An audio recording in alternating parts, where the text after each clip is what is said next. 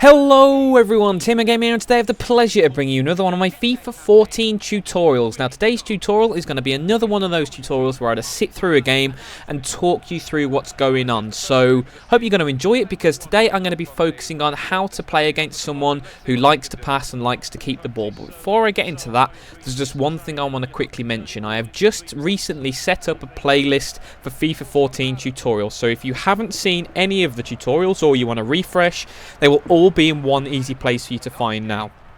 And from, well, the last video, they will be linked in the description. So right below you, there'll be a link to that playlist. If you haven't checked any of the tutorials out, or like I said, if you want to refresh, they will all be there for you. Now, I did tell some of you guys the last video, but unfortunately that video had some processing problems, so it didn't appear in a lot of your guys' sub boxes for some reason. I don't know why YouTube does this, but it does, so it can't be helped. So I thought I'd let you guys know right now, just so you can be, right on the ball and keep up to date with all of my tutorials in one place. So that's out of the way.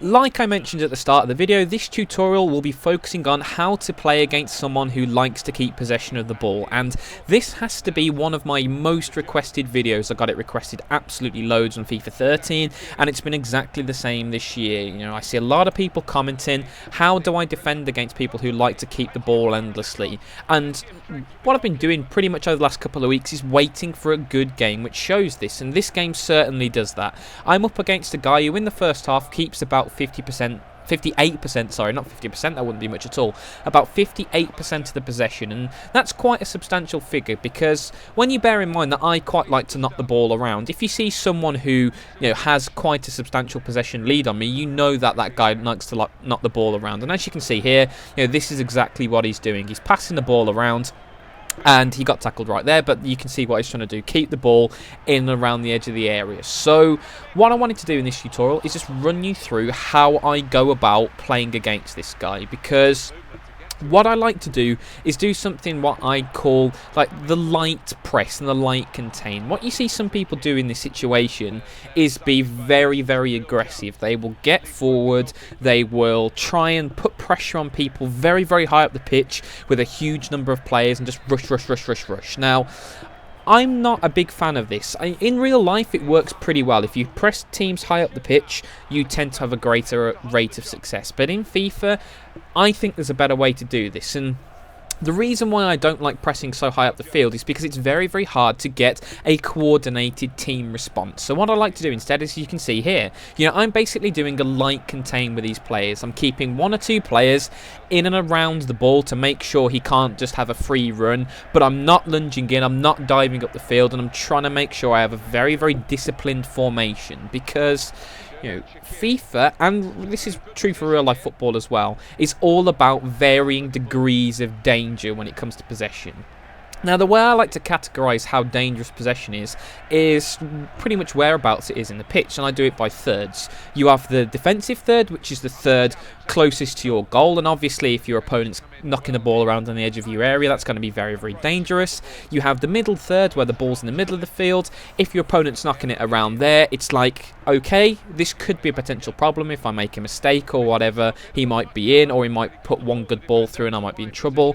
And then you've got the attacking third, which is closest to your opponent's goal, and if your opponent's knocking the ball around there, there's basically no threat whatsoever. So bearing this in mind, the grading of threat, what I like to do is, you saw earlier on in this video, my opponent was basically knocking the ball around in his defensive third, so there was very little danger there at all.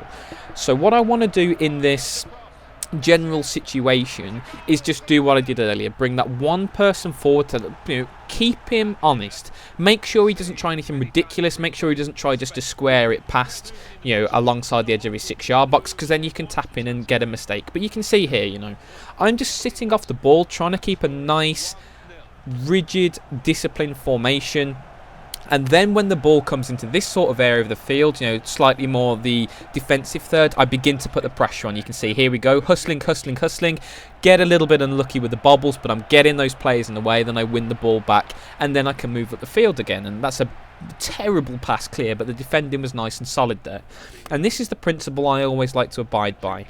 What you're looking to do is just, if your opponent's knocking the ball on the edge of his penalty area, seriously, don't care. Don't worry about it. He is wasting his time, The worst thing you could possibly do is charge a midfielder up out of position to try and win that ball back too easily and then leave yourself open. The only time you want to be pressing that high up the pitch is if you lose the ball on a break and your opponent's in his defensive third. So for example, in this situation here, I lose the ball and I try early to win it back, and if I don't manage to do it, then I get back into my defensive posture and go from there again. So this is quite a strange way to play FIFA when you first try and attempt this, because very, very early on you're saying, right, I'm going to let you just pass it around. If you want to pass it around on the edge of your area, that's absolutely fine. The only time I'm going to be aggressive is like in this example right here.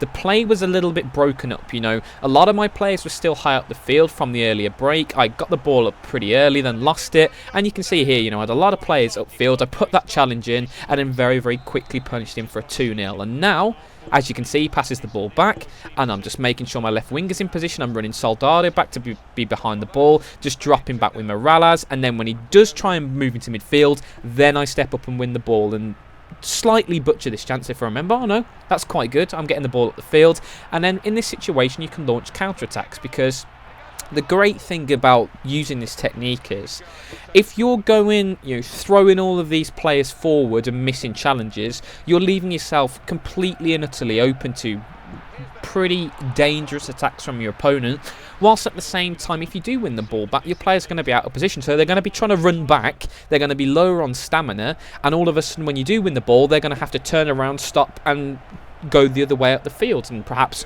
bumble around a bit until they're in a decent attacking position. And this is something you want to avoid. By using this technique which I'm doing here, for example, hopefully I win the ball back very, very soon and I can show you this in real time. But if you win the ball back in this sort of situation, you can immediately explode forward because you have all of your players in sort of the right area. You've drawn your opponent onto you. You put that tackle in with the midfield, and then suddenly, boom, you've got a winger, you've got a central attacking midfielder, you've got your strike you can play the ball into, and you can explode out from there. So this is the style of play you want to try and use if you're struggling with dealing with this.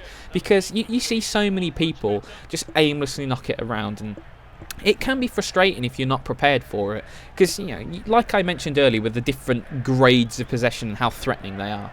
If your opponent is spending time passing the ball on the edge of his area, let him do it, because he is just not going to be threatening at all. And you can see what I've done here. I've actually flustered him out of his style, because in the first 35 minutes of this game he tried the passing way and I just gave him absolutely nothing. And we'll have a quick look at the halftime stats here.